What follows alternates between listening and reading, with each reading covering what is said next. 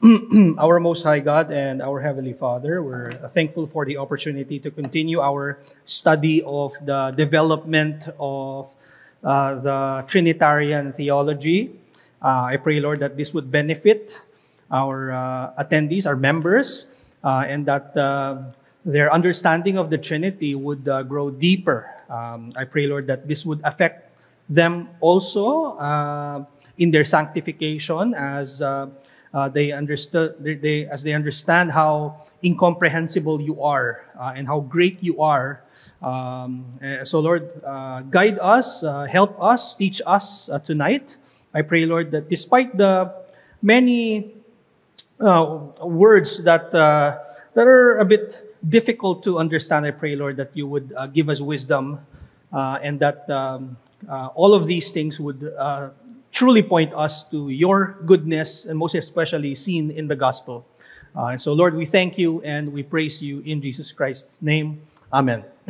So this is the third lecture of our table talk on Trinitarian theology. In the first lecture, we talked about the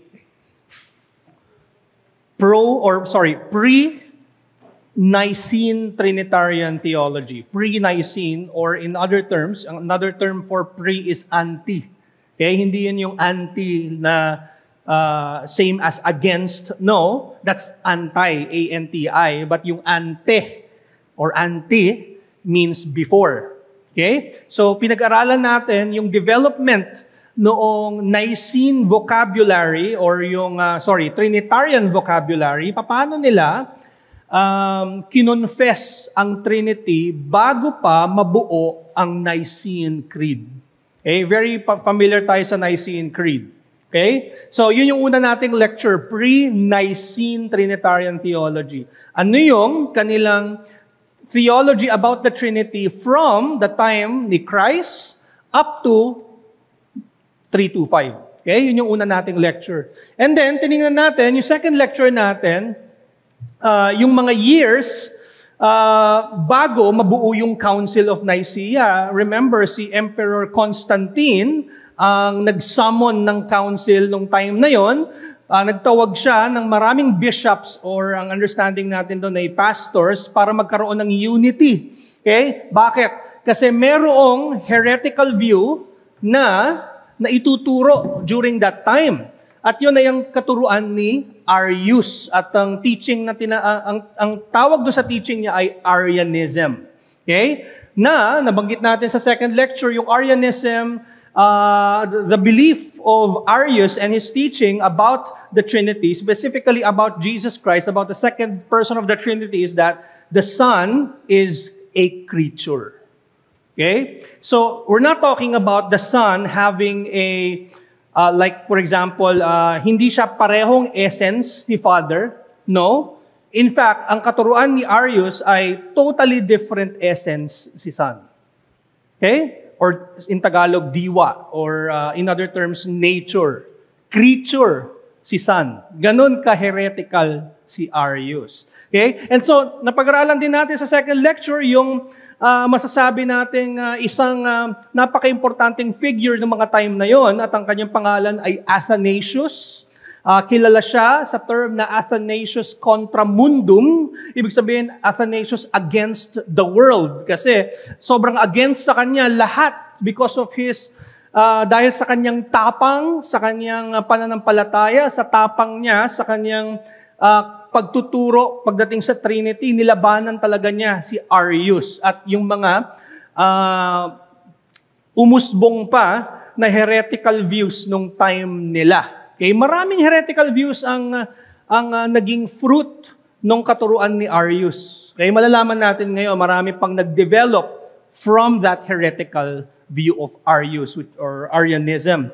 Okay? So, kinalaban yun ni Athanasius. And nagpatawag si Emperor Constantine ng council nung time na yon, at malalaman natin na ito nga, yung 325, yung Council of Nicaea, na ginanap ng ilang buwan, at maraming bishops ang dumalo, mga 318. At during that time, nabanggit din natin sa second lecture na sobrang gulo nung Council of Nicaea, pero karamihan sa kanila nag-stand sila doon sa katuruan ni Athanasius. Okay? So malaki yung contribution ni Athanasius sa Council of Nicaea. Okay? And yung Council of Nicaea, nangyari, gumawa sila ng document na tinatawag nating Nicene Creed. Okay? However, nabanggit din natin na hindi yun exactly yung nire-recite natin every Lord's Day. Kasi yung unang sulat ng Nicene Creed noong 325, madaming kulang at maraming words na hindi natin ginagamit ngayon. So it is right to say na yung ginagamit natin, yung nire-recite natin every Lord's Day, every afternoon worship, to be specific, na Nicene Creed, is a revised Nicene Creed. Okay? Later, I'll talk about that mamaya sa bandang huli ng ating lecture. And so very important na introduction yan, na Council of Nicaea, right? And then after that, anong nangyari? Well, dito na papasok ang ating lecture na binigyan kong title na Pro-Nicene Trinitarian Theology. Dito, yung pag sinabi natin pro-Nicene, it talks about the Nicene the Trinitarian understanding of the church from the time of 325 up to 381.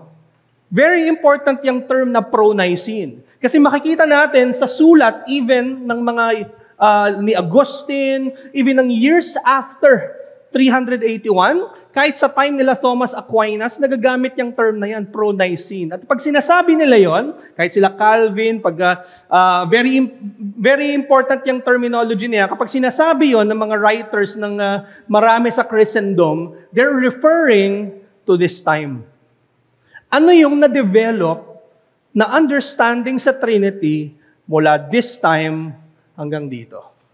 Yun yung pag-aaralan natin ngayong gabi. So the pro-Nicene period between the Council of Nicaea and the Council of Constantinople, that's pro-Nicene. Okay? Alright, so it was a time, itong time na yan, it was a time when Nicene Trinitarianism was heavily challenged and defended. Now, it's not to say that during that, before that, hindi heavily challenged. No, heavily challenged din dito. Okay? Kumbaga, si Athanasius nga, kaya nga siya tinatawag na Athanasius against the world. Di ba? Maalala nyo, ilang beses siya na-exile. Ilang beses siyang na-exile because of his faith. Okay? Napag-aralan natin yan doon sa pangalawang lecture. Pero, mas lalo dito. Lalo na noong meron ng dokumentong inilabas. Lalo na nung merong dokumentong inilabas sa mga Kristiyano nung time na yon para i-proclaim ang kanilang unity sa pananampalataya nila, sa kanilang paniniwala, specifically sa Trinidad or sa Trinity. Mas lalo pa. Okay? Actually, sa sobrang laganap ng Arianism during that time, maraming churches ang Arian. Maraming churches ang naniniwala sa Arianism. In fact, maraming Arian councils. Okay? Nito mga Arian councils na to, tinatawag pa nilang heretical yung mga maayos na Kristiyano. Ganon yung division ng time na iyon. Okay? So, going back. So, due to many challenges, the Trinitarian vocabulary greatly developed in Constantinople. So, imagine, during that time, the moment na nag-release ng document ang Council of Nicaea, napakaraming mga kalaban or opponents ng Christianity. Okay? Lumabas na yung mga, imagine mo, by the way, kapag may heresy, yung mga followers ng heretical view, mas malala yun. Expect mo yun. Okay? Naalala nyo si Paul of Samosata, teacher siya ni Arius. Yun naman mas malala si Paul of Samosata. Pero anyway, si Arius, yung paniniwala nga niya, si Son is a creature, yung mga sumunod sa kanya, mas radical. Okay? Mas naging radical. So imagine mo, maraming mga radical Arian. By the way, when I say Arian, I'm referring to mga hindi kasi Arianist ang tawag Arian ang tawag talaga sa mga followers ni Arius. Okay? So, maraming lumabas dito during that time. And imagine, whenever there are heresies, mas lalong nagiging firm ang belief. Right? Providensya ng Panginoon kapag meron lumalabas sa mga heretical view, mas lalong tumitibay ang pananampalataya ng church. Mas nagiging matibay yung kanilang discernment. Mas nakikita nila kung ano yung mali, At mas nagpo-formulate kung ano yung understanding nila ng tama. So imagine nyo, kung dito pa lang, ang ganda na ng Nicene Creed, pero I would say maraming kulang, okay? Sa dami ng kalaban during this time, imagine mo yung na-formulate nila dito. Right? Na, by the way, ito yung nire-recite natin. Pero, marami ng konting revision pa. Sa mga susunod na taon, may mga councils pa na nag-revise palalo.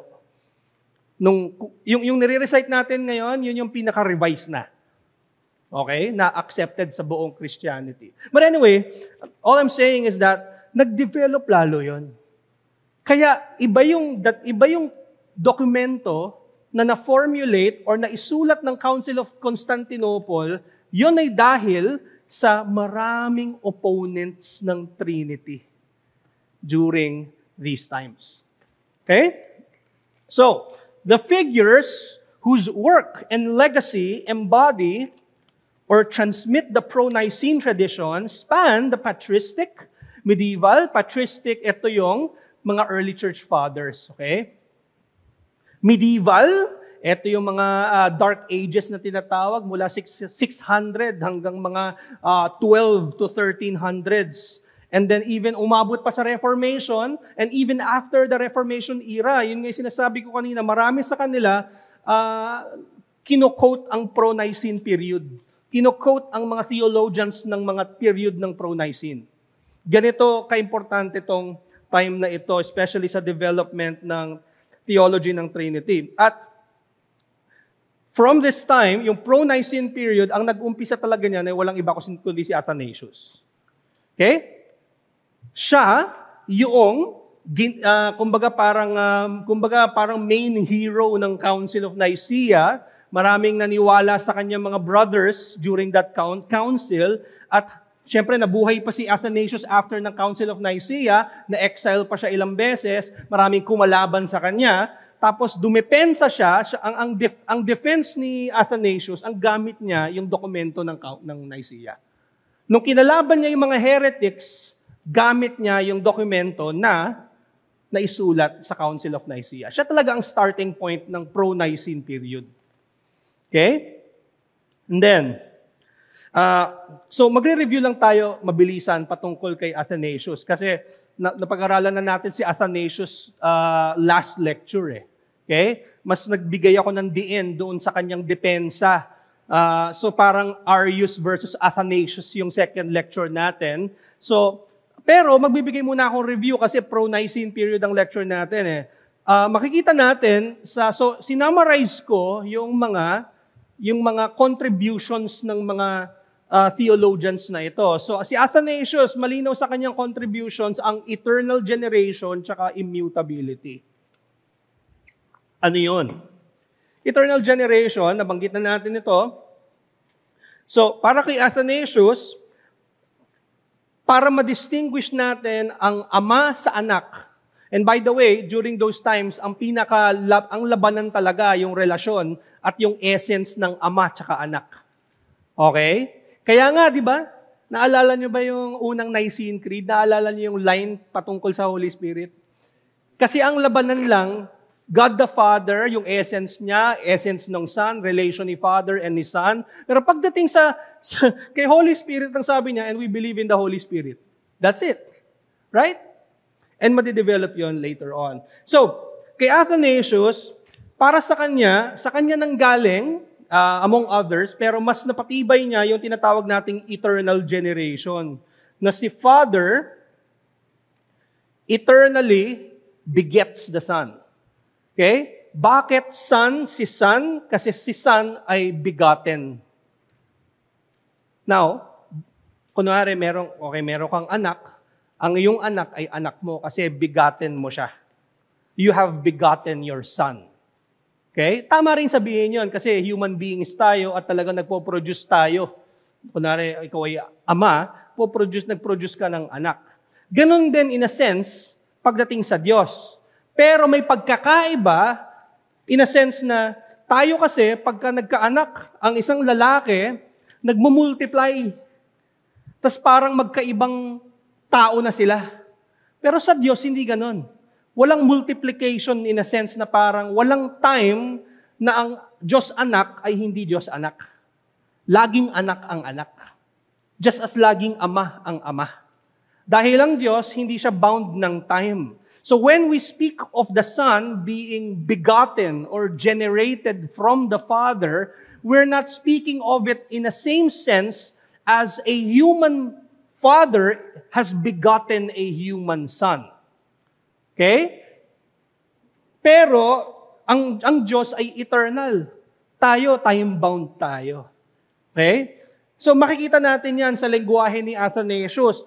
Bakit son si Son? Kasi siya ay begotten ni Father in eternity. Ganun yung relationship nila. Okay? Walang time na si Father lang, walang time na wala yung Son, and then merong certain point na biglang nag-produce sa ng Son. Walang ganun. Okay? Lagi, or even yung word na lagi ay does not give justice kasi lagi means always. But eternity does not mean there's a time. Right? Eternity does not mean na mayroong succession of moments.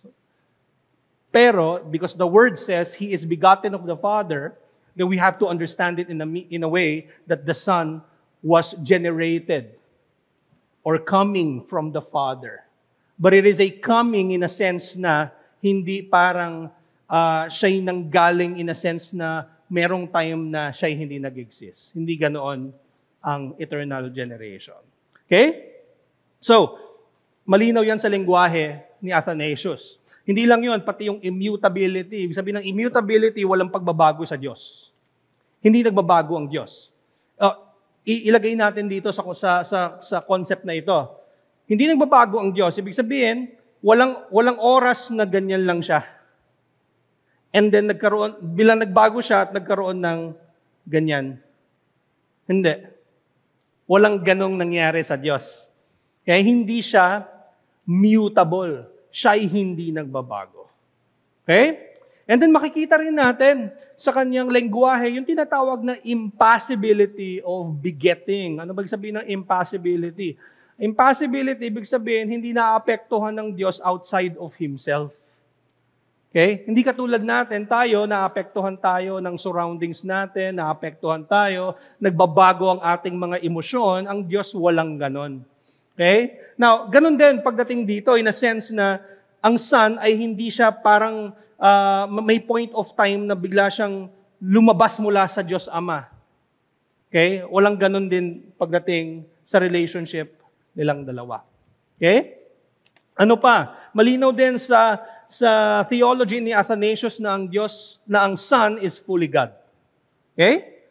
Malinaw yon. At yon ay inadopt ng Nicene Creed. Yung unang Nicene Creed, di ba sinasabi, true God from true God, light from light, right?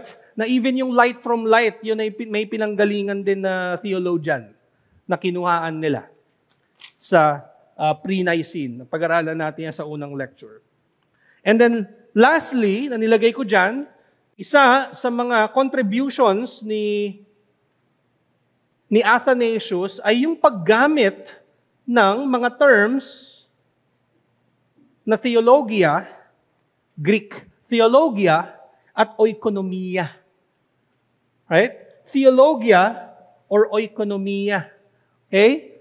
Pwede mo ring sabihin na economy.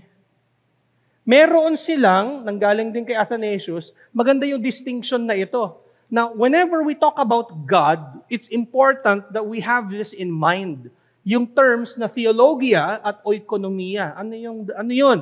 Okay? It's basically a creator-creature distinction. For example, theologia speaks of whatever's in God. Whatever is in God.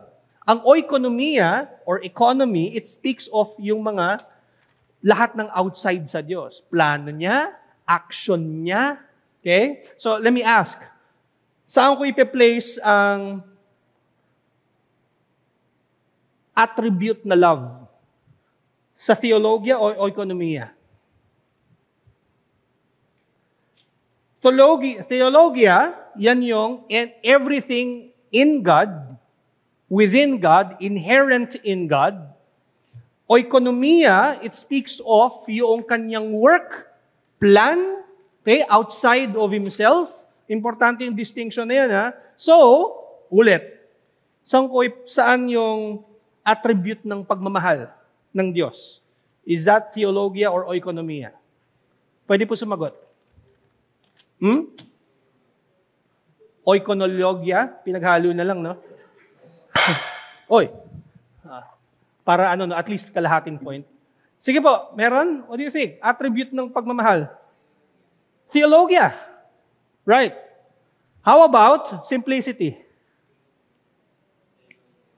Theologia din. Simplicity, di ba attribute yun ni God? How about incarnation? Oikonomia. Okay? Act yun ni God. Act ni God ang incarnation. How about creation? Providence. Oikonomia yun. How about decree? Oikonomia. Okay, malinaw. Di ba? Malinaw yung distinction. Very important yung distinction na yun. Okay? So, yun lang mga contributions ni Athanasius. Now, pupunta na tayo sa mga sumunod sa kanya. Eto na. Eto yung mga ginamit ng Diyos para mas lalong ma-develop yung Trinitarian vocabulary. Ako personally, isa to sa, siguro parang Athanasius ito, kaya nga siya tinatawag na the next Athanasius, or the Athanasius of the West, ika nga. Maraming kinalaban din ito na opponents, siya si Hilary of Poitou. Or sige, dahil Pilipino tayo, sige, Poitiers na lang. Pero pagka naman yung totoong pronunciation nito. So, Poitou. So, Hilary. Si Hilary na lang. Okay? Hilary na lang po. Sige, siya ay galing sa West. Siya ay Latin. Okay? Isa siyang pastor na naging kilala bilang Athanasius of the West. Okay? So, ibig sabihin, ganun talaga kasikat even si Athanasius to even i-attribute yung si Athanasius doon sa another, kumbaga parang another figure sa Christendom na si Hilary. And si Hilary, katulad din ni Athanasius, many times na condemned. Okay? Si Hilary was condemned and exiled by the Council of Béziers. Isang Arian council ito. Sabi ko sa inyo, maraming Arian na council. Okay? Imagine nyo, Kapag sinabi natin council, hindi lang isang church yun, Maraming church yun. Tapos nag-meet sila sa Béziers. At yun, kinundiman nila si Hilary. Because Hilary was, what? Acknowledging, or he's also professing the same Trinitarian theology ni Athanasius. Okay? So, in 356, it happened due to his opposition against Arianism. And after his condemnation, he wrote the Trinitate and the Synodis, or the Trinity and the Synod, where he employed John chapter 5, verse 19 extensively to articulate and defend the pro-Nicene understanding of the relationship between the Father and the Son. Yan. So, ginamit extensively ni Hilary ang John chapter 5 verse 19. Nandiyan na yan sa ating handout. It says, "So Jesus said to them, 'Truly, truly, I say to you, the Son can do nothing of His own accord, but only what He sees the Father doing. For whatever the Father does, that the Son does likewise." And so yung mga Arianism, or yung mga Arians, ang sinasabi nila, si Kristo ay created lamang ng Diyos. Okay? And sabi ni Hilary, teka, kita natin malinaw sa John chapter 5 verse 19 na sinasabi rito na ang Son, hindi siya gumagawa ng mga bagay na hindi rin ginagawa ng Diyos Ama. Kung ano yung nakikita niya sa Diyos Ama, yun din ay kanyang ginagawa. So, sinasabi ni Hilary, hindi sila magkaiba. Okay? Hindi sila divided. Hindi sila totally separated. Because what the Father is doing, the Son is doing. That's what John chapter 5 verse 19 is saying. Okay? So, because of this, sa mga sulat ni Hilary, marami siyang heretical views na dinebunk or nirefute. Isa na dyan yung homoians. Okay? Homoians. You might be familiar with the term homoy. We've talked about that in the first two lectures. So, balikan lang natin quickly.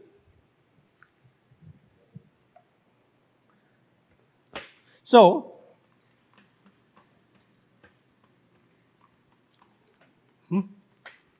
okay. If you remember the terms homo,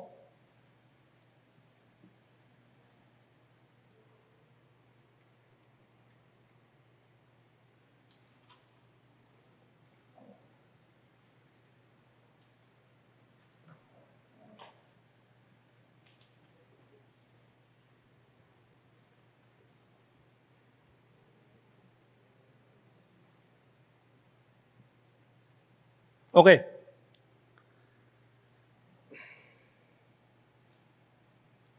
So, it's coming from the term ousia. Ibig sabihin, naalala niyo ba ibig sabihin ng ousia? Essence or nature, right? Homo, alam niyo yung homo? Homo, same. Same, di ba? Homo, same essence. Same essence. Now, pag nilagay mo ng I, homoi, ibig sabihin yan, similar essence. Or like. It's like that essence. Parang ganon. So, magkaiba yan ha. Kita mo maglagay ka lang ng isang letra, totally different na siya. Pag sinabi mong homoousios, si Father at si Son, ano sila? Homoousios or homoiousios? What do you think? Si Father ba, si Son ba, ay same essence ni Father? Or si Son ay katulad lamang ang kanyang essence ng kay Father? Magkaiba yun, by the way. Right? Pag sinabi nating same essence sila, sabihin they're one. Iisang essence sila. Right? Masama na natin ang Holy Spirit. Pag sinabi natin that the Son is homoousios with the Father, we're saying that the Son is one, or the Son and the Father are one essence. Tama ba yun sabihin? Is it heretical? What do you think? Tama. Kasi pag sinabi natin homoiousios, na pag sinabi natin na ang Son ay meron lamang similar na essence. Kumbaga parang, katulad lang ng Son, yung essence ng Son ay katulad lamang ng Father, ha? Anong implication nun pagka ganon? Ang implication nun, parang merong dalawang essence. Magkatulad sila, yes. Pero magdalawa. Anong implication din yan pag dalawa yan? Ibig sabihin yan, tatlo talaga yan. At pag tatlo essence, ano tawag doon? Heretical yun. Ibig sabihin, tatlo Diyos. Right? Ibig sabihin, tatlo ang Diyos. 3 gods. And so, anong tama? Homoousios. Yan ang tama. Okay? Homoi, mali din yan.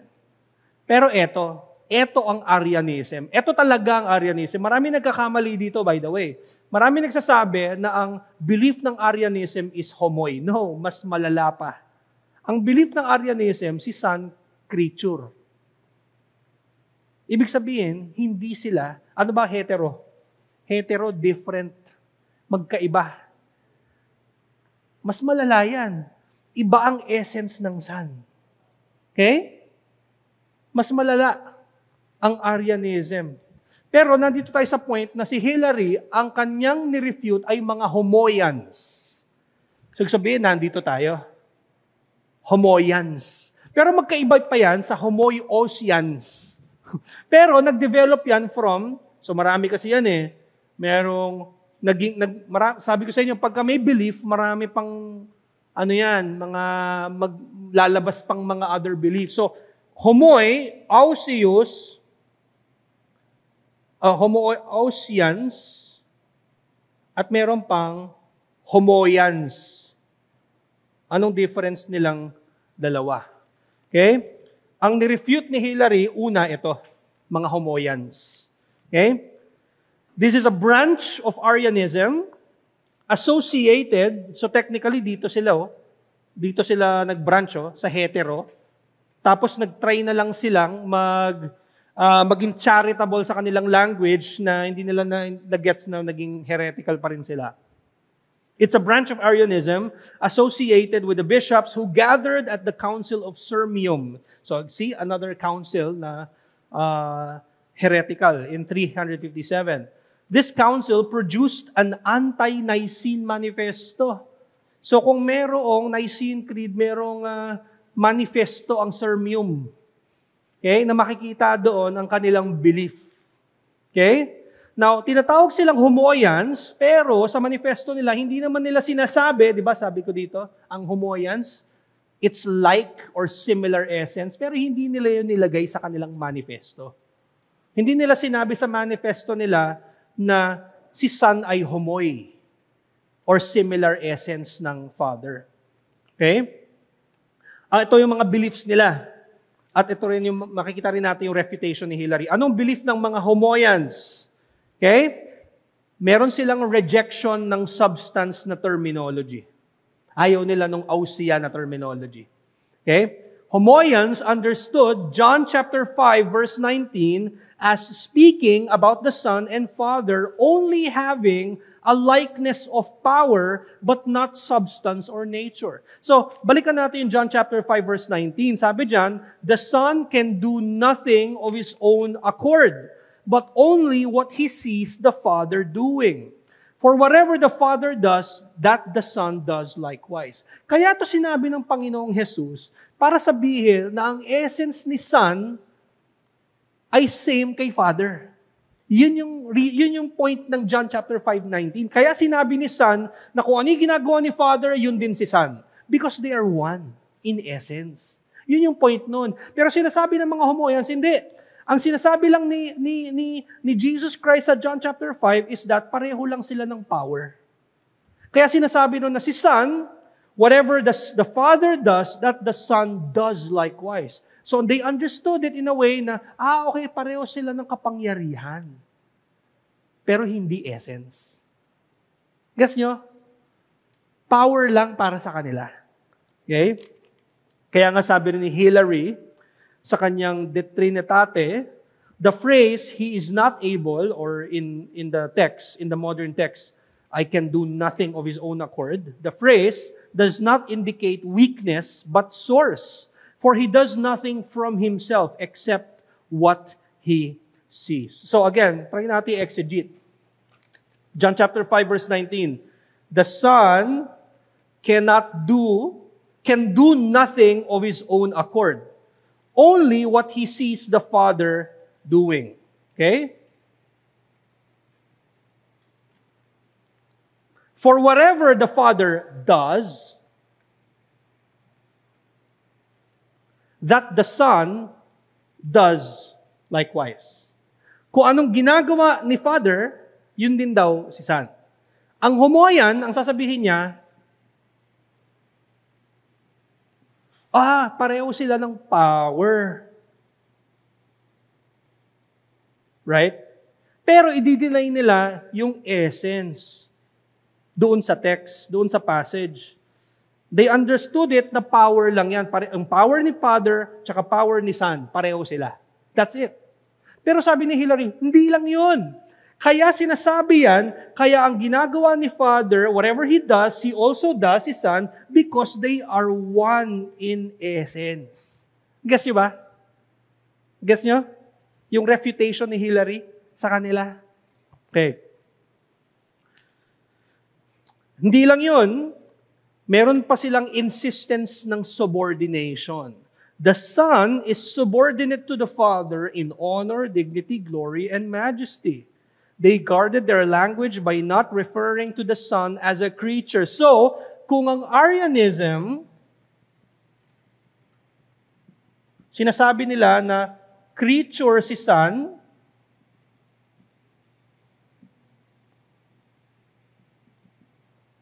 pero ang homoyan, hindi niya sasabihin na creature si Son. Pero si Son is subordinate. Son has the same power, pero hindi same essence. You get it?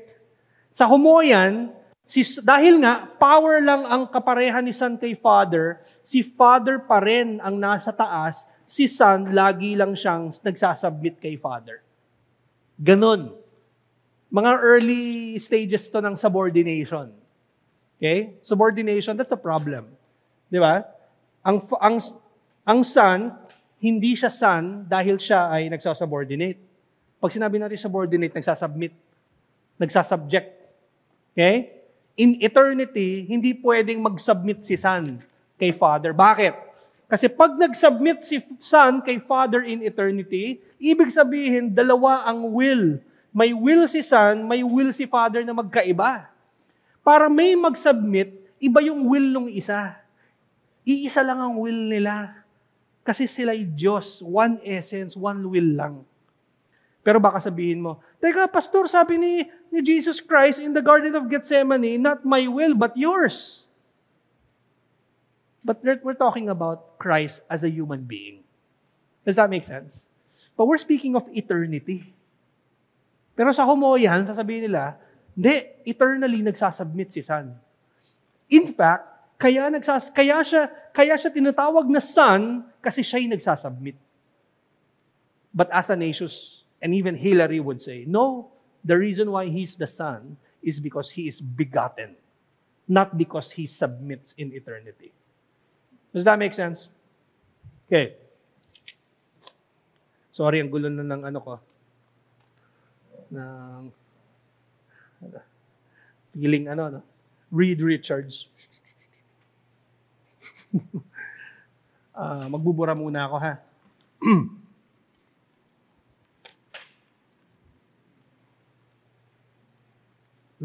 Ayaw. Jeng, baka pwede mo tulungan. Yan. Thank you. Sige, habang natuturo ako. Salamat. Alright. Pero hindi lang homoyans ang nirefute ni Hilary. Isa pang nirefute niya, thank you brother. Isa pang nirefute niya, ito lang, yung mga blue lang. Salamat. Isa pang nirefute niya, yung tinatawag na Sabellianism. Narinig niyo na ba yung Sabellianism? Marami pang mga terms ang Sabellianism. There's another term for Sabellianism, and it is commonly called as modalism. Modalism, pero in their time, it's mas tinatawag siyang Sabellianism. Ano yung Sabellianism? Isa sa mga proponent niyan ay si Photinus ng Sirmium.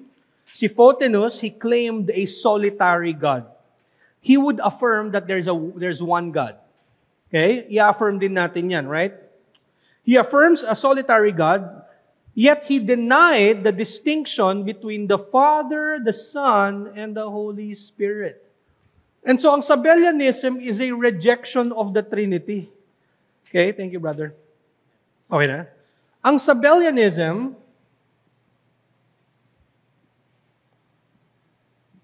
nire-reject nito ang Trinity. Sasabihin niya, merong one God, pero yung one God na yan, in fact, parang na-equate niya sa persons yan. Ibig sabihin, i-affirm niya na merong Father, merong Son, merong Holy Spirit. Pero, hindi sila magkakaiba. Hindi sila distinct. Kumbaga, merong time na ang Diyos ay si Father, at merong time na ang Diyos ay si Son, merong time na siya ay si Holy Spirit. Okay? Parang H2O, di ba? Pwedeng maging air, pwedeng maging tubig, pwedeng maging solid. Right? Pero it's talking about one element. Ganon din dito. So, wala silang distinction. Okay? So, kumbaga, isang Diyos, yes, pero walang distinction ng Father, Son, and Spirit. So, that's a heretical view. They affirmed the Son as true God, but denied He was the true Son. So, si Son ay God, pero hindi nila sasabihin na siya ay true Son in a sense na siya ay distinct from the Father because there's no such distinctions for a Sabellian. Okay? So Hilary corrected the Sabellian reading of John chapter 10 verse 30. Tingnan natin John chapter 10 verse 30.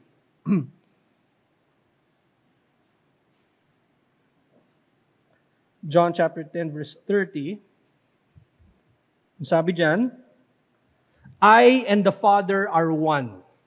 Okay? So for a Sabellian, si Christ, I and the Father are one.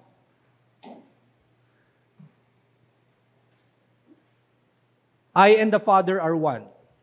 Ang question ko, nung sinabi ni Christ yan, was He talking about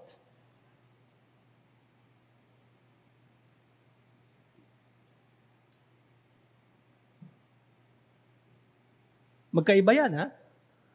When Christ says, I and the Father are one, did He refer to essence or persons? What do you think? One in essence ba sila? Or nature? Or one in persons? Magkaiba yun. What do you think?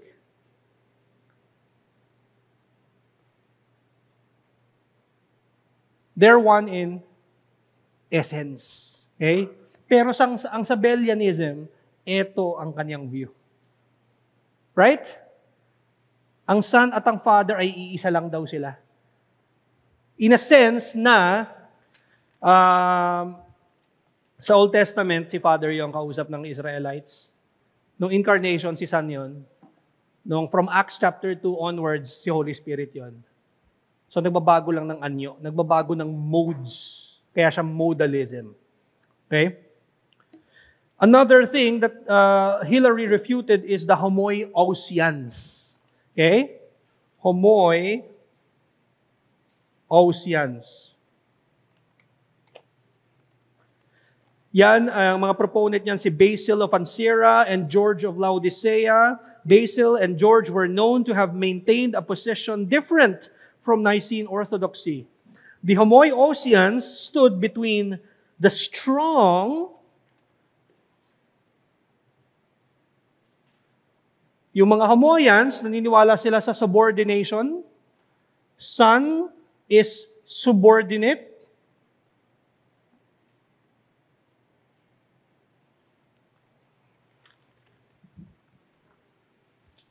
Ano ginamit mo, kapatid? Tissue? Tissue ba ginamit pa?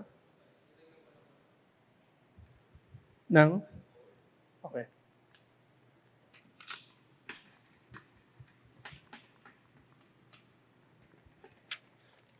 And then, Nicene. So, pumagitna ang homoiousians. Okay? They stood between the strong subordination of homoians and the strict pro-Nicene view of Hilary. Okay? So, tingnan natin kung ano yung mga beliefs ng homoiousians. The Son is like the Father in essence. So, di ba? Homoi, the Son, similar essence with the Father. Okay? Ito, sinasabi nila na same power lang. Di ba? Remember? Same power. Pero ayaw nila gamitin yung essence. Ito, ginagamit nila yung term na ousia or essence, pero hindi sinasabi na same, kasi kung same, di ba, homoousian sila. Pero homoi sila, so similar essence ang kanilang belief. So ang belief nila, the Son is like the Father in essence. Okay? So ibig sabihin, hindi, nabanggit ko kanina, kung homoousian, ibig sabihin iisa essence nila. Pero pag homoi, Ibig sabihin, kapareha lang. Which implies, dalawa yung essence. Okay? So Hilary used the doctrine of eternal generation na kanyang natutunan din from Athanasius. Eternal generation to protect the Son's deity against Arian claims that he was a creature. And against the Homoousians na ang Son ay similar essence lang. For example, si Father eternally begets the Son. Okay? Ibig sabihin, si Son, hindi siya ibang essence kay Father. Iisang essence nila. Pero ito yung relationship ni Son kay Father. Si Father, siya ay eternally binibiget niya ang kanyang anak.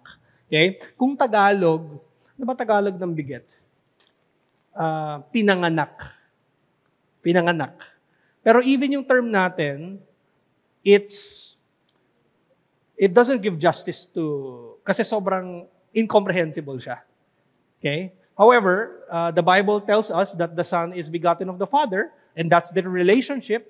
If that's what the Bible says, na yun yung relationship nila, then we have to also isipin natin kung ano yung nature ni God. Si God ay hindi bound ng time, hindi siya bound ng space. Ibig sabihin, yung kind of begetting ni Son is not bound by time and space. But nevertheless, it is a begetting. Okay? So ginamit to ni Hilary para sabihin na si Son, hindi siya nabiget sa creation. Siya ay nabiget in eternity. Which means na walang time na siya ay hindi nag-exist. Okay? And pinapakita rin ng relationship na ito na sila ay iisa, one God lamang. Hindi yan two gods. Kasi nga, yung eternal generation, hindi yan parang nag-multiply si Diyos. Nag-multiply ang Diyos. Okay? Ang eternal generation speaks of or implies na merong iisang Diyos lamang. Sabi nga ni Hilary, He begets His Son, but, not from any pre-existent matter, for all things are through the Son. Okay? He begets the Son, but not from nothing, for the Son is from the Father's self. So, ulitin natin. He begets His Son not from any pre-existent matter. The Son, tamang sabihin that the Son comes from the Father, pero not in a sense na ang Son ay parang gumalaw siya from this to this. Okay? Hindi ganon. Pero may source ang Son. Ang source ng Son ay si Father. What else? So Hilary says, He begets His Son, but not from nothing. Ibig sabihin, walang time, sabi ni Hilary, walang time na ganyan lamang, and then bigla na lang naging ganyan. Okay? Hilary rejects that. He begets the Son, but not from nothing, for the Son is from the Father's self. He begets the Son, not by way of childbirth. So parang ganun din yung kaninang illustration ko. Not by way of childbirth, for in God there is neither change nor void. So kung immutable ang Diyos, kumbaga imposible na parang merong time na si Son ay hindi nag-exist. Remember, doon ang gagaling ang heresy ni Arius. Kaya na sinasabing creature si Son, kasi nga, he understood the word begotten in a sense na parang kung paano rin magbiget ang human beings. Kaya siya naging heretical. Kaya siya kinalaban ni Athanasius, no, ang Diyos ay eternal. Labas siya sa creation. And so when it says that the Father begets the Son, it doesn't mean, it's not the same way human beings beget. Okay? So balik tayo sa napakagandang quote galing kay Hilary. So, He begets His Son, but not as a piece of Himself. Okay. Maganda yung definition niya. It's not as if may nabawas sa Father para magkaroon ng Son. Yun ang sabi ni Hillary, mali daw yan. Okay? And by the way, ang human begetting, it's a communication of life. When a father begets a son, he communicates the seed of life in a way that the seed of life is multiplied. Kumbaga, pag nagkaanak ang ama, hindi nananatili sa kanyang human nature yung anak. No, yung human nature ay lalabas mula sa ina. Manggagaling sa kanya yung seed. Pero yung anak, magiging actual nature na hiwalay sa ama. Nag-guess nyo? Ganun ang human begetting. Pero ang divine begetting is not like that. Di ba? Hindi, kasi walang time nga na ang son ay hindi son. Okay? So maganda yung definition dito ni Hillary. Okay? What else? Sabi niya, not as a piece of himself cut or torn off or stretched out. For God is passionless and bodiless. Passionless, ibig sabihin, hindi siya naapektuhan ng mga bagay outside of himself. Okay? Bodiless, kumbaga, spirit siya. Wala siyang katawan katulad natin. And only a passible and embodied being could be so treated. Hindi rin siya stretched out na parang bigla siya nag-produce ng son, pero nakakabit pa rin sa kanya, in a sense, parang ganon. So, hindi ganon ang relationship ni Father and ni Son. Okay? We don't know how it looks like. We don't know how the Son is, kung ano yung itsura. I mean, hindi nga natin alam kung ano yung itsura ng Diyos kasi wala naman siyang katawan. Hindi natin siya makikita. And yet, kaya Son, kasi siya ay begotten eternally. Okay? Hindi nyo rin dapat tingnan na parang kaya merong son kasi biniget siya ni Father. So kaya may son kasi may Father siya. Pero kaya rin may Father kasi may son siya. Okay? Hindi pwedeng si Father lang ang nabuhay sa eternity. Hindi, laging may son. Kaya siya Father. Laging may Father, kaya din siya Son, yung second. I-extend ko pa yan. Kaya may Holy Spirit. Kasi siya ay binreathed out ng Father and Son. More on that in the next lectures.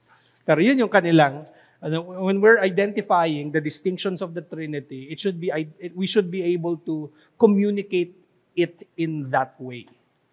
Okay? All right. So, Hillary was a key figure in developing the interpretative strategy known as partitive exegesis.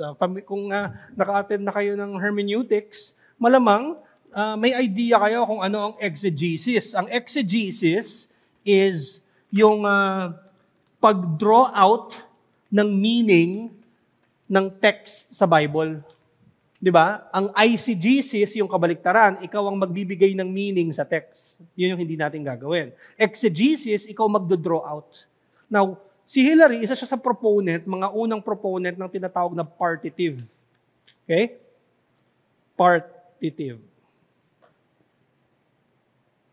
Exegesis. What does it mean?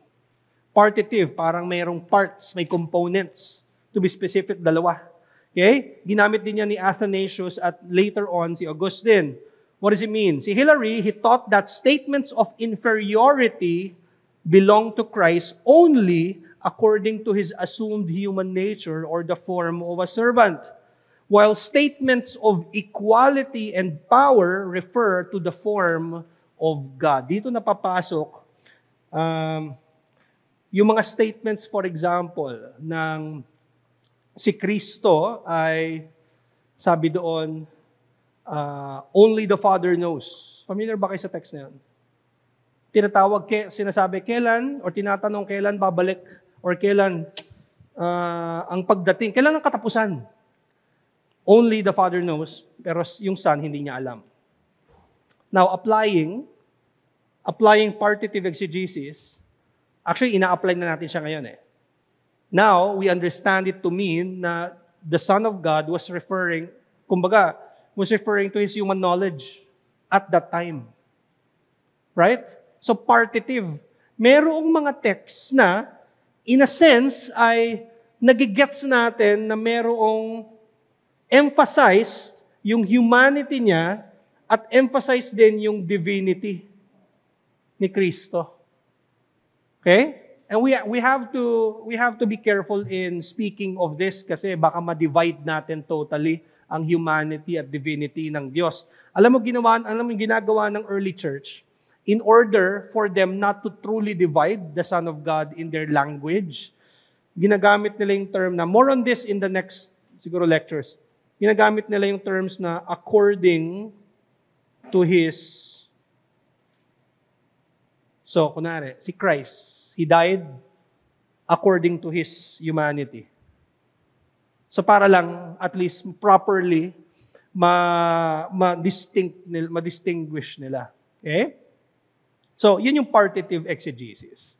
May counterpart yan. Yung counterpart yan, yung tinatawag ng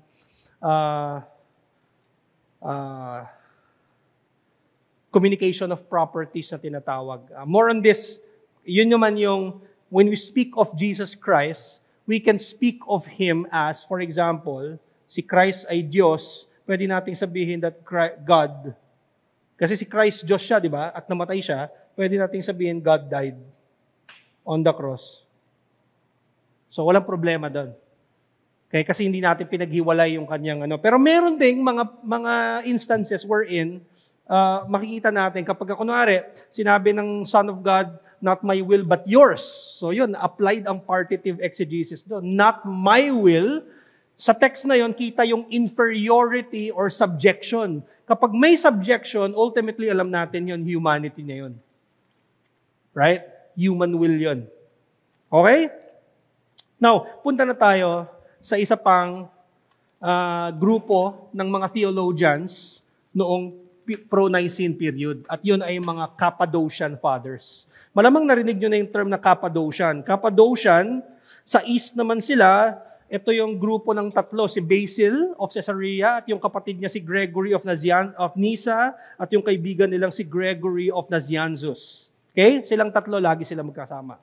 Okay? They were natives of the province of Cappadocia in Asia Minor, okay, which is now modern Turkey. And then nung namatay si Athanasius, the Cappadocian Fathers took the baton of orthodoxy. Sila na.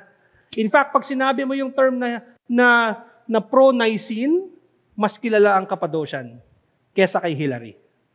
Pero marami lang kinalaban si Hilary, mag-isa lang siya. Pero yung Cappadocian kasi tatlo sila. Pero mas kilala silang tatlo. Okay? Cappadocian Fathers. Okay? So they fought against radical Arians, especially the Eunomians. Okay? So marami ng mga naging fruit na more heretical views from the previous years, no? Tapos nilista ko din dyan sa ating lecture yung kanilang contributions. Contributions ng Cappadocian Fathers, una, yung kanilang pag-refine ng vocabulary, ng language. Okay? They help distinguish essence and person. Naaalala nyo ba sa Nicene Creed, ginamit yung salitang hypostasis at ousia? Okay? Pero kinorek yon ng Cappadocian Fathers. No? The Council of Nicaea, these terms were treated as synonymous. Okay? Ousia and hypostasis. By the way, ulitin ko lang, itong dalawang term na ito, nasa original na Nicene Creed. As in ousia, nandun. Hypostasis, andun din. At ang kanilang, sa original Nicene Creed, they understood this as, isa lang ibig sabihin, essence. Okay? Pero nung dumating na yung Cappadocian Fathers, kinorek nila yan. Okay? Paano? Nagkaroon ng controversy with the language involving the Nicenes, ito yung mga naniniwala sa Nicene Creed, pati yung mga origenist. Kung naaalala ninyo sa first lecture natin, si Origen, nabanggit ko sa inyo, binigyan ko kayo ng mga quotations ni Origen, na meron siyang, it looks like, meron siyang possibility na maging subordinationist. Pag sinabi natin subordination is naniniwala na si Son ay eternally subordinate kay Father. Again ang subordination, subordinate lang si Son noong siya ay nag-incarnate. Yun yung tama. Pero nung bago siya mag-incarnate, hindi siya subordinate. Okay? Hindi siya subordinate sa eternity. Okay? Pero si Origen, may mga followers siya, o mas malala yung followers niya. Yung mga followers niya talagang lantarang subordinationist. Okay? Pero yung mga Nicene, hindi sila naniniwala na subordinate si Son kay Father eternally. Okay? So, ang paniniwala ng mga Nicene, ang ousia at ang hypostasis ay parehong meaning. Okay? Essence. Now, ang Origenist, para sa kanila, ng mga subordinationist, naniniwala sila na ang Father at Son were two distinct hypostasis. Okay? So,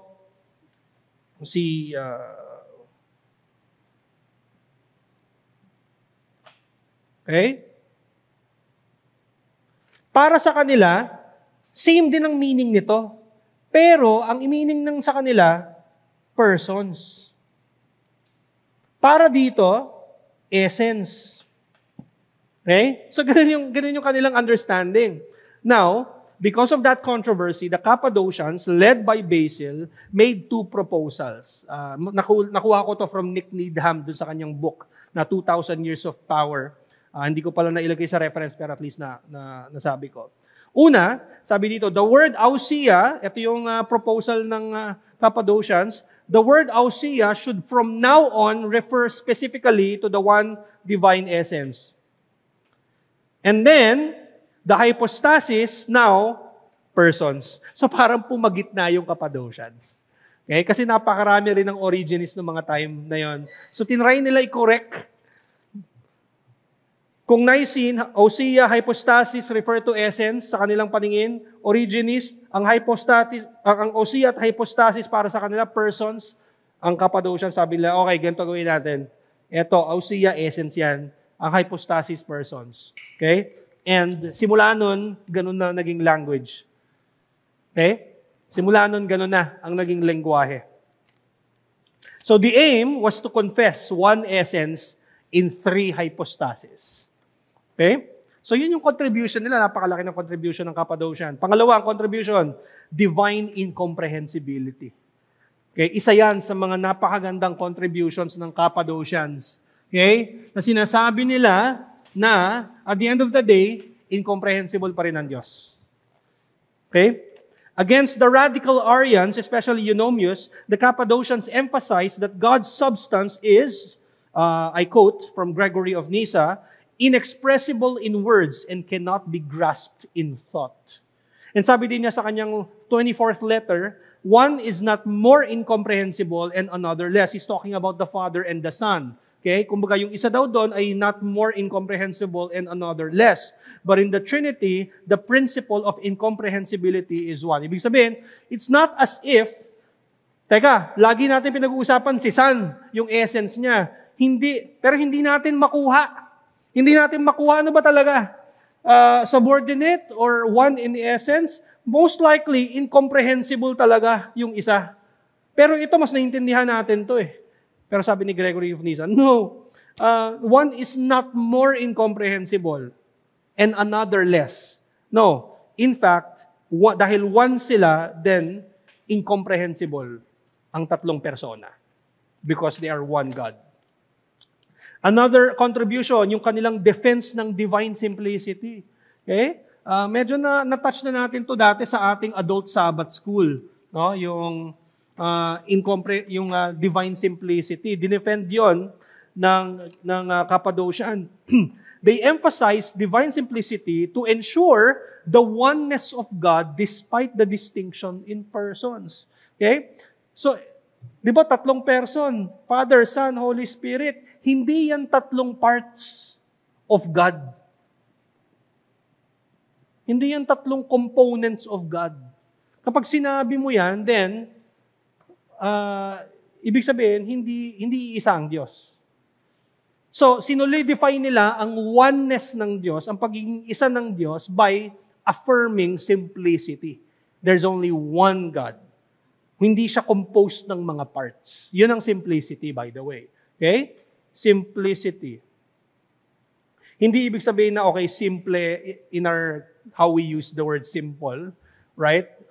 Like parang minimalist, simple. Parang hindi ganun ang ibig sabihin nito sa Diyos. Ang simple sa Diyos ay contrasting complexity or, hindi complexity. Complex naman talaga ang Diyos. Pero what I mean is composite. Okay? Composite. Pag sinabi mong composite, ibig sabihin siya ay maraming parte. May parte siyang pagmamahal, meron siyang parteng hindi pagmamahal, galit. Hindi ganun ang Diyos. Kasi kapag ang Diyos ay may mga parts, tayo may mga parts tayo. Composite tayo kasi hindi tayo Diyos eh. Meron tayong mata, ulo, buhok, paa, kamay. Ang Diyos, dahil spirit siya, wala siyang mga parts. Now, matatamaan din yung mga doktrina ng impossibility dito. Paano? Di ba, impossibility is that naapektuhan ang Diyos, nakadepende ang Diyos, or pati yung aseity, nakadepende ang Diyos sa things that are outside of Himself.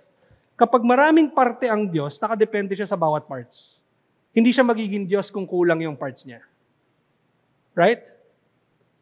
Pero walang parts ang Diyos eh. So hindi siya nakadepende sa kahit anong parts. Hindi lang yun. Whenever, ito yung simplicity din ha, tatanungin ko kayo, ang Diyos ba ay may pagmamahal? Oo o hindi? Does God have love?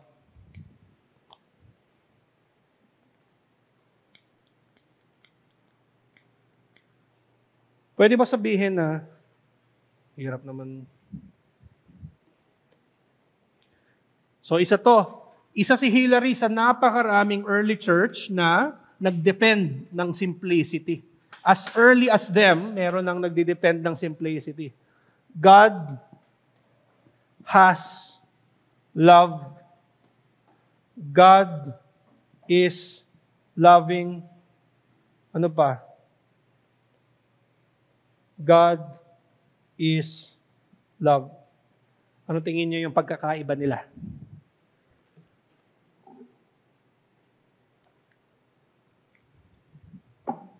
Pag sinabi mong God has love, ito yung implication niyan. Ito ang Diyos, tapos meron siyang love. At yung love ay labas pa sa Diyos. Tama ba? Kunwari, I have a pen. Parang kanta yun Sorry. I have a marker, sorry. I have a marker, right? Hindi ako tong marker. Meron akong marker. Parang ganun din pag sinabi mong God has love. Meron siyang something na hindi siya. Meron siyang pagmamahal, pero yung pagmamahal outside of Himself. Tama ba? Right. Now, dito tayo sa pangalawa. God is loving. Ano ini-imply niyan? It's also implying a property that is outside of God. An adjective outside of God. Adjective lang tawag doon. Kunwari, I am loving. Kunwari lang. Well, sana totoo. Pero, sige, iba na lang. Okay. Kunwari, isang tao, pangit Isang tao ay loving. Yan. Hindi siya yung love mismo. Correct? Meron siyang property or characteristic na loving. Pero yung loving itself ay hindi siya. Does it make sense? And so when you say God is loving, meron siyang property that is outside of Himself. Is that right? Now, ito yung question ko. If that is the case, and there is a property outside of God, then what is this? Ano to? Nag-e-exist ito na maliban pa sa Diyos. Pero sino ba ang source ng pagmamahal? The reason why we know of love, only because God, siya mismo yung love. So, ibig sabihin, yung love, hindi siya parte ng Diyos. Yung love, hindi siya property ng Diyos na outside sa sarili niya. No, siya mismo ang pagmamahal. Yun yung simplicity. Does that make sense?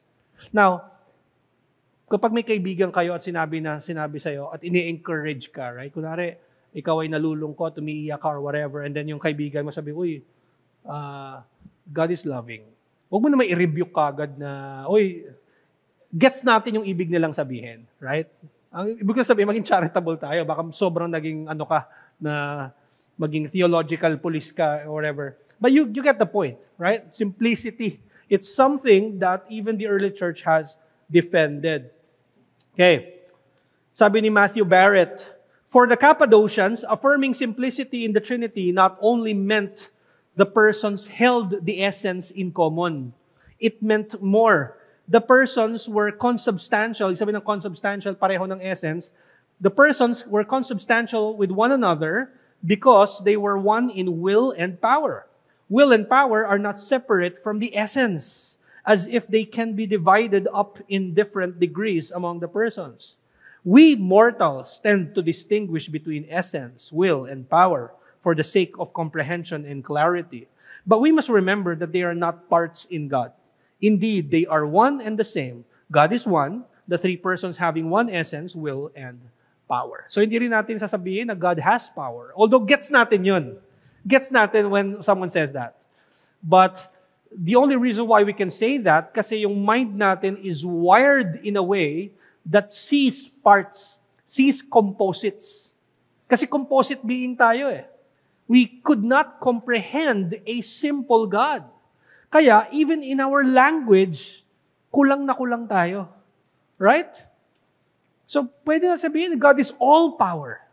Right? He is power Himself. Okay? Hindi natin maihiwalay. Pang-apat, inseparable operations. Okay?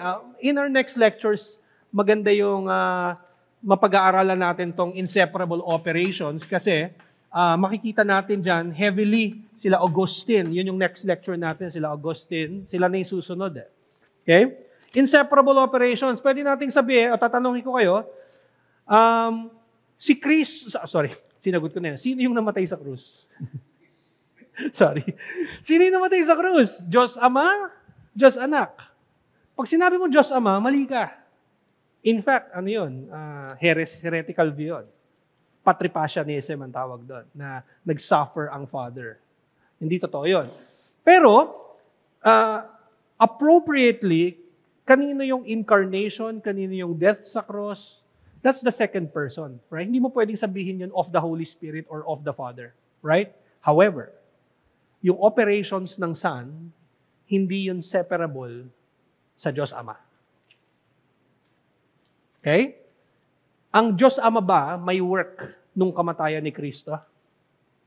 Yes! Sino ba ang nag-deliver kay Kristo sa krus? Pwede mo sabihin, si Pontius Pilate, true.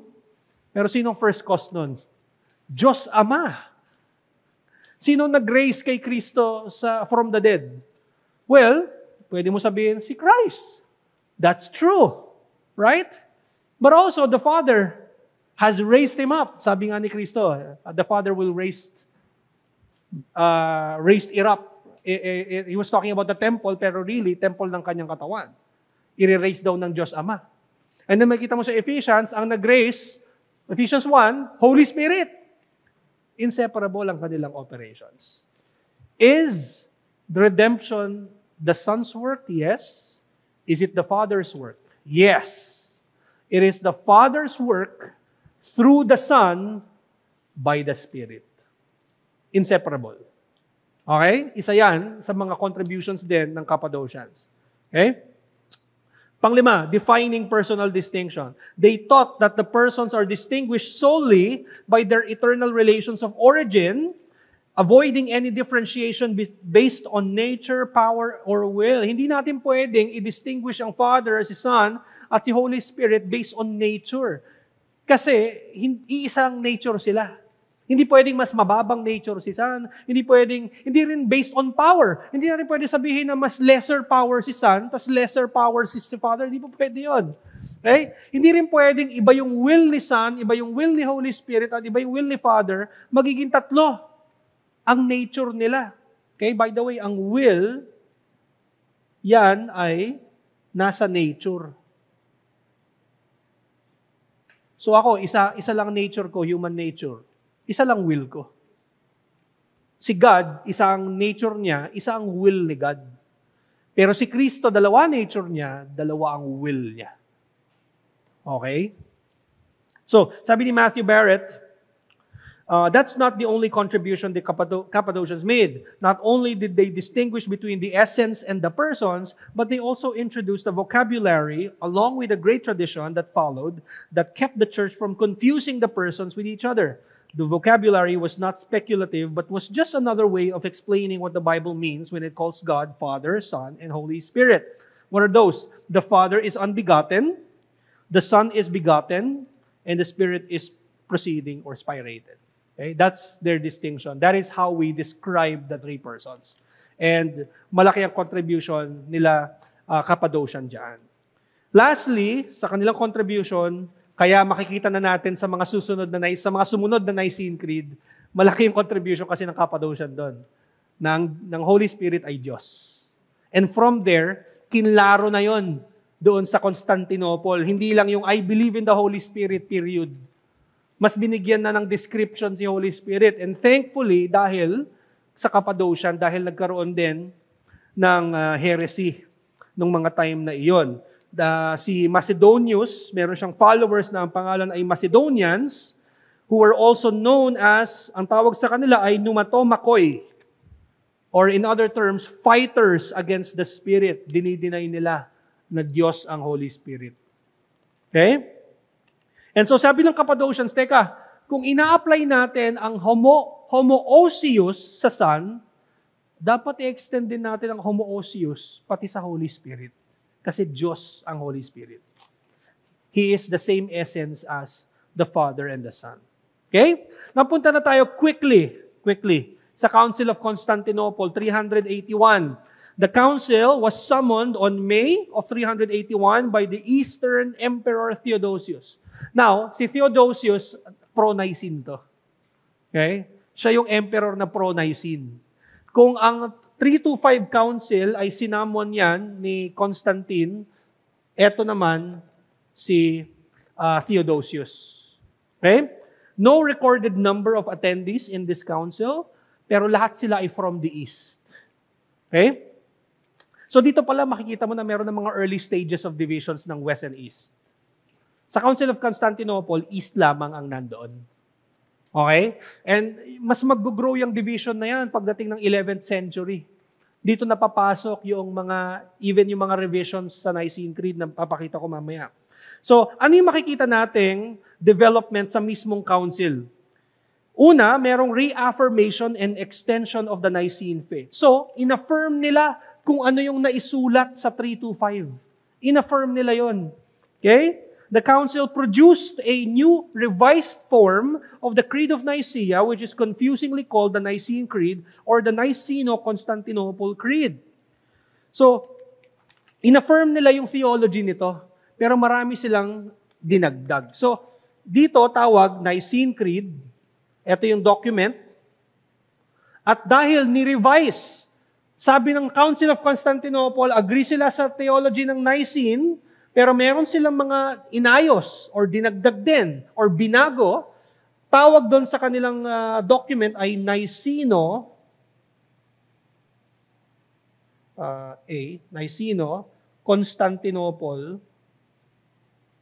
Constantinopolitan Creed. Okay. Pero dahil sobrang haba, tinawag na lang uling Nicene Creed. Okay? Haba daw kasi. Okay? So, Nicene Creed, pero revised. Okay? Ano yung mga makikita natin? So, for example, eto na, mga dinagdag. Tinanggal nila dun sa nasa original document ng Nicene Creed noong year 325, di ba, ginamit yung ousia at hypostasis. Tinanggal na nila yon. Bakit? Kasi nga, nag-develop na yung language dahil dahil sa tatlo, sa Cappadocian. Di ba? Ang belief pa nito ay ousia at hypostasis, same lang ang meaning, pero dahil binago ng Cappadocians, in-apply na yon ng Constantinople. Pero hindi lang nila nilagay yung mga Greek terminology na yon sa mismong document. Okay? So, in that revised creed, they affirm the deity and consubstantiality, same essence, ng Son kay Father. Okay, in-affirm nila yon. Pangalawa, meron ding expansion ng Holy Spirit's personhood. Hindi lang sa original Nicene document, nakalagay, we believe in the Holy Spirit, period. Dito, hinabaan na nila. Okay? We believe in the Holy Spirit, the Lord and the life giver, who proceeds from the Father. O, di ba, wala yun sa original. Who proceeds from the Father, who is worshipped and glorified together with the Father and Son, who spoke through the prophets. Okay? Pati yung kanyang oikonomiya. Right?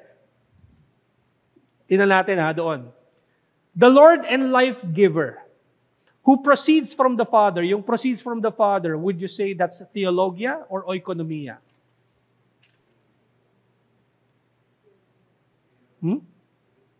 What did you say?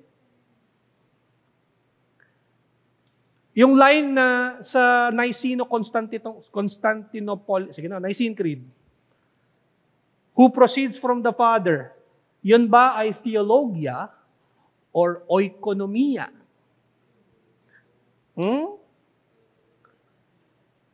Theonomia? Ano? Hindi, ang sagot, theologia. Right? It speaks of kung ano yung within the Godhead.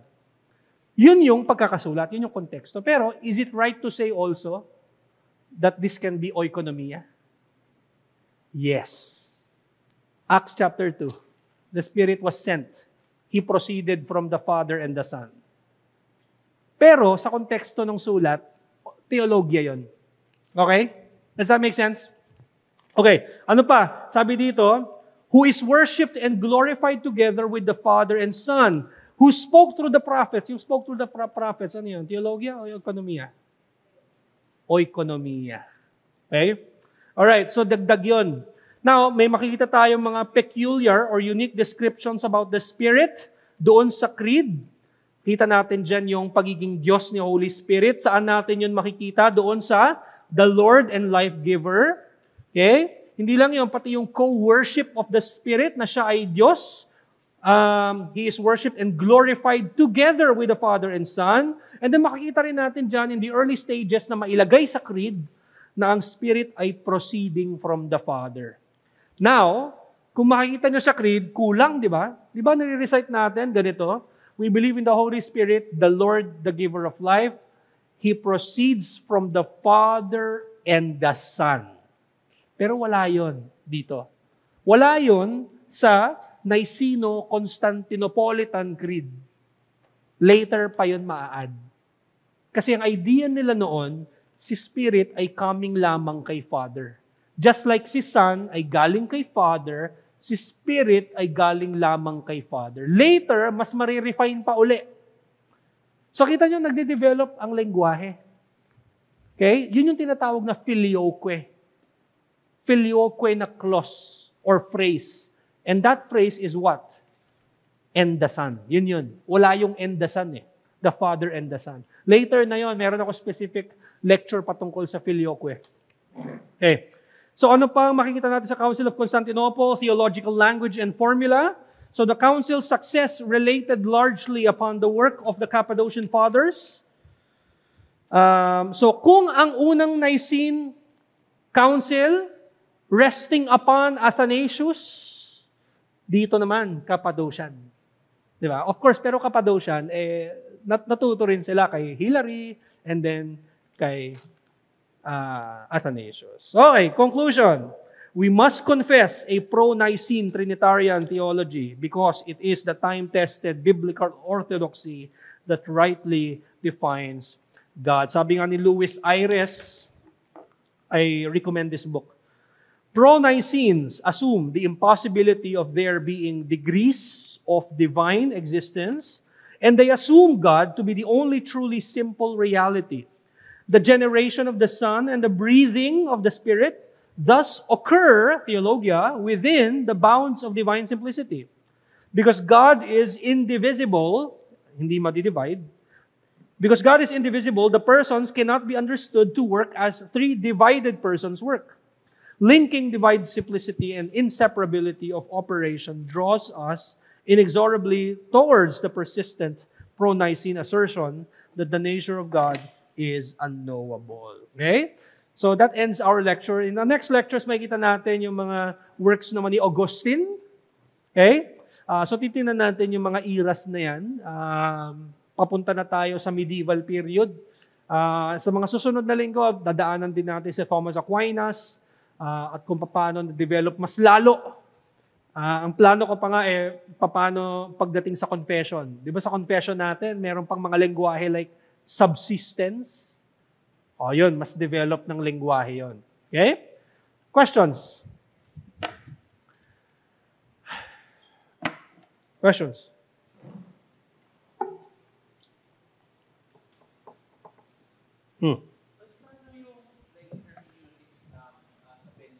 Sa baptism ni Christ. Ano, sorry? Paano yung, may idea ka ba, Pas, kung paano in-interpret ng mga Sabellianism yung baptism ni Christ?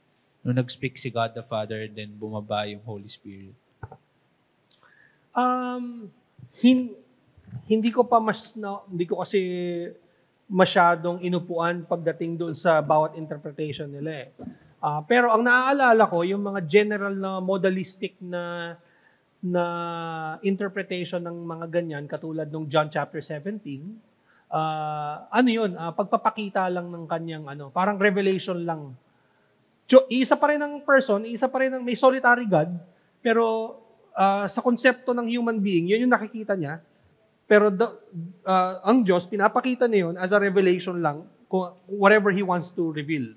So for example, sa baptism ni Jesus Christ, parang nire-reveal lang niya yung kanyang power through the dove.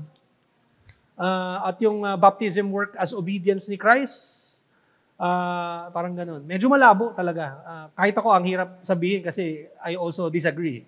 Di ba? Kaya sa John chapter 17, yung pangangausap ni Son at ni Father, iyon ay nakasulat lamang to reveal na this is the purpose of God, to call people to Himself and make them one. Yun yung John chapter 17 eh. Kumbaga parang nagmumukhang parang hindi totoo yung actual, hindi totoong may distinction yung pag-uusap. Hindi siya totoong pag-uusap in a sense. Parang more like a revelation lang of the plan of God. Ganun lang siya. Which again, for me, it doesn't make sense. Yeah. Last question. Yes. Yung mga subordinationists ba, heretics? Yes. Kasi yung mga subordinationist, ang tawag sa kanila talaga, sa time natin ngayon lalo na, sila ay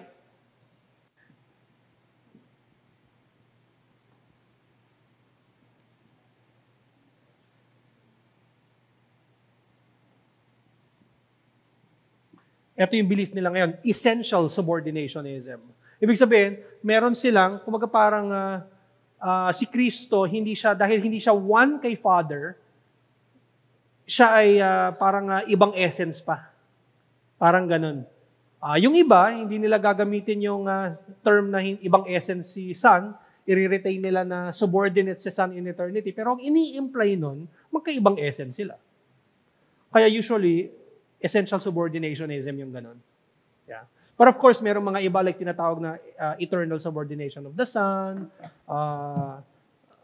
That too, ako, hindi naman heretical pa yon, pero iba pa yon sa essential subordinationism. Ano pinakaiba, Pas? Parang,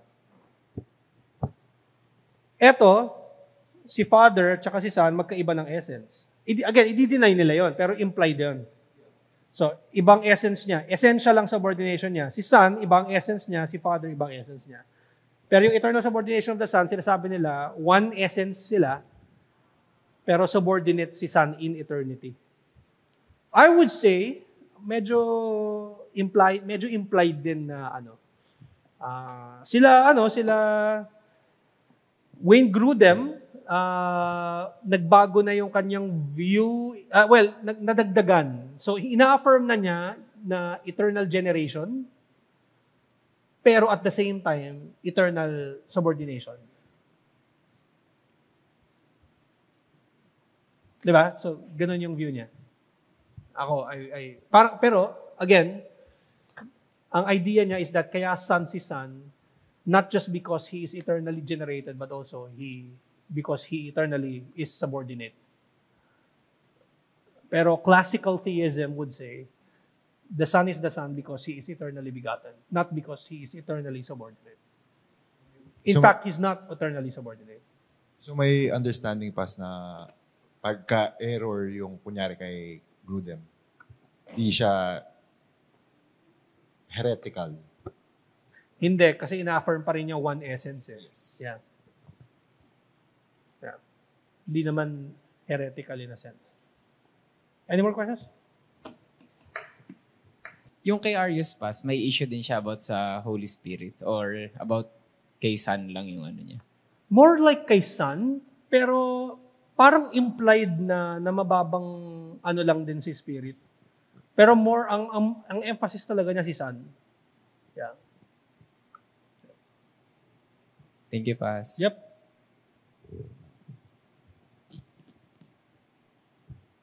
Any more questions?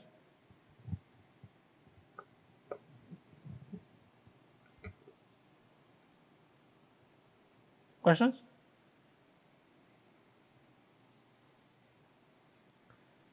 Questions about language, relations?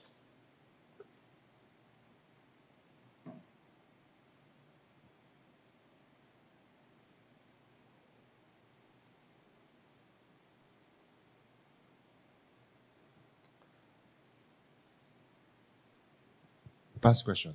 Yes. Or clarification lang. Mm. Ano yung difference ng homoians at saka homoousians? Homoiousians. Pronounce. Yeah, so as explained kanina, yung homoians ay sila yung more into they will not say or hindi nila nilagay sa manifesto nila na si Son is like the Father in essence. Pero they believe in a strong subordination.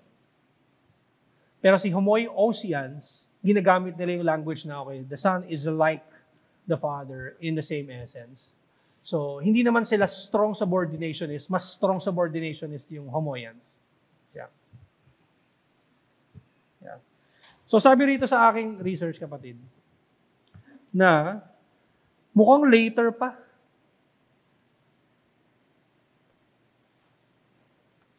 Yeah, mukhang later pa talaga. Mas later pa yung Apostles' Creed. Yeah. Talagang ang pinaka inaano nila yung Nicene, tsaka yung Athanasian, Chalcedonian, yun. So later pa ang Apostles' Creed. Hindi natitrace kung kailan yung origin niya. Yeah.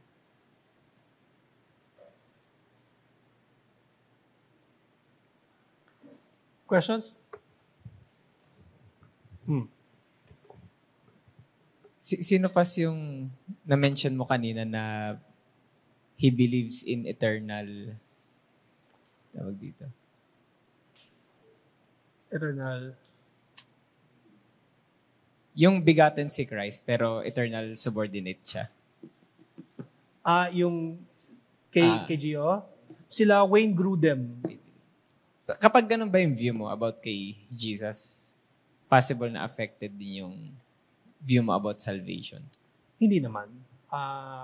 Meron naman mga magagandang libro si Wayne Grudem. Hindi naman tinatawag ding heretical si Wayne Grudem, pero may danger. Pero dangerous yung ganong view. Kasi parang sinasabi nila na so medyo tricky yung views nila Wayne Grudem tsaka ni Bruce Ware. So ito sila.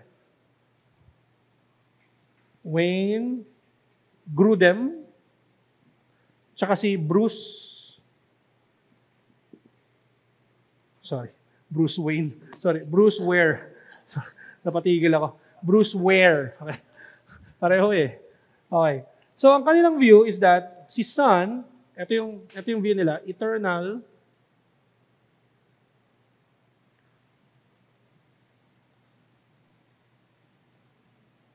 subordination of the Son, or tinatawag minsan na ESS. So yung kanilang view, si Wayne Grudem at si Bruce Ware, i-affirm nila one essence, three persons. Affirm nila yon. So syempre, hindi yun heretical. Affirm din nila, especially now, na si Son is eternally begotten of the Father. So which is good. However, at the same time, sinasabi niya na si Son ay eternally subordinate. So ibig sabihin nun, hindi lang subordinate si Son nung nag-incarnate siya. Kasi i-affirm natin yun. We will affirm that the Son is subordinate. The Son is subordinate to the Father in His incarnation. Dahil meron siyang human nature. Pero sinasabi nila, no, even in eternity, even before the incarnation, ang Son subordinate. Pero hindi na sasabihin na dalawa essence. Hindi na sasabihin na mababang essence si Son. Yun yung magiging Arianism yun eh. Heretical. Yun yung essential subordinationism. Hindi ito yung view nila. Pero sasabihin niya, one sila, pero subordinate si Son in terms of si Father may authority kay Son. For example, like sa John chapter 17, na parang sinasabi is that, so Ephesians 1, rather, si Father ang nagplano. If may magplano, it requires someone or a person to submit to the plan or the covenant. So in that sense, parang merong authority si Father at si Son ay merong nagsasubmit doon in eternity. Mali yun. Kasi hindi sila dalawang will eh. Iisang will nila eh. Okay? So, mali yung kanilang view na eternal subordination of the Son. Question so far? Question pa? So parang damaging heresy siya. Oh yeah, Hindi siya, definitely. Yes, kasi pwedeng hindi siya damning. Yes, kapag naniwala ka doon, pwedeng maging daming in the next generations, I would say. So, matatamaan rin yung understanding niya of like yung will and essence. Kasi, parang may implication na two wills. Yes. Yun? Heretical yun. Pwedeng gano'n. Hindi niya i-affirm na two wills. Right. Or yeah. Right. Yeah. Yung ideyang yan, yung will ay naka-anchor sa person, hindi sa nature. Okay? Quickly lang, kaya gano'n ang view nila Wayne Grudem, it's coming from this term na pag-aaralan din naman natin in the near future, kasi ito yung lumalaganap na Trinitarian error ngayon. Actually, matagal na, pero lalo ngayon. Ito yung tinatawag na social Trinitarianism. Bakit sa social? Ang ginagawa nila Wayne Grudem is that tinitingnan muna nila yung relationship sa society. Like the Son and the Father. The Son is subordinate, the human Son is subordinate to His human Father. From there, doon nila binagay kung ano yung relationship ni Son tsaka ni Father. That's a problem. Problema yun kasi tumingin ka muna dito. And then, tsaka mo, tiningnan, kung ganito pala dito, then ganun din sa eternity. Okay? So, social, dito muna. Okay? So yun, that's a problem. More on that kasi medyo malawak yung social Trinitarianism. Question ba? Sige. Yung modalism pas, siya? Damning heretic or Damning yun. Yun ang damning. Daming siya in a sense na siya ay ang tawag dito, mga early councils talagang kinundem yung view na yun. So, yeah. Christ is Lord and Savior. Kasi part ng kasi yung Lord and Savior na belief nila, si Father din 'yun. Si Holy Spirit din yun, in a sense. So, heretical view siya kasi ang orthodox talaga, ang talagang tanggap ng, ang talagang matuturing na Christian orthodoxy, one essence, three persons. Ang Sabellianism, one God, one person. So, hindi sila distinct sa kanilang view. Okay. Sige, pray tayo, mga kapatid. Our Most High God, Heavenly Father, salamat Panginoon. Although mahaba-habang lecture, pero Panginoon, salamat sa inyong pagtuturo sa amin. Nawa ay ito ay mas maging malalim ang aming understanding pagdating sa gospel at mas lalo lumawak, Panginoon. At mas ma-appreciate namin ikaw. Alam namin na may epekto ito sa aming pagsamba sa iyo, Panginoon. Nawa ang pag-aaral namin, mas lalong naming naintindihan na ikaw ay tunay na incomprehensible. Lord, the more we try to apprehend you, the more we realize you are the incomprehensible God. And therefore, Lord, you are worthy of doxology, you're worthy of worship. So salamat po, Panginoong Diyos, na makatulong ito sa amin sa time na nahihirapan kami sa aming buhay dahil sa mga trials, sa aming also sa mga struggle namin sa kasalanan, na maalala namin, Panginoong Diyos, na ikaw ay ang Diyos na, Lord, hindi ka creature, Lord. Ikaw ang creator of all. Ikaw ay naiiba sa amin. Nawa, Panginoon, ay mas lumalim ang aming pananampalataya sa iyo based on these lectures. So, salamat po muli itong aming panalangin sa ngalan ni Jesus. Amen. Okay? Salamat.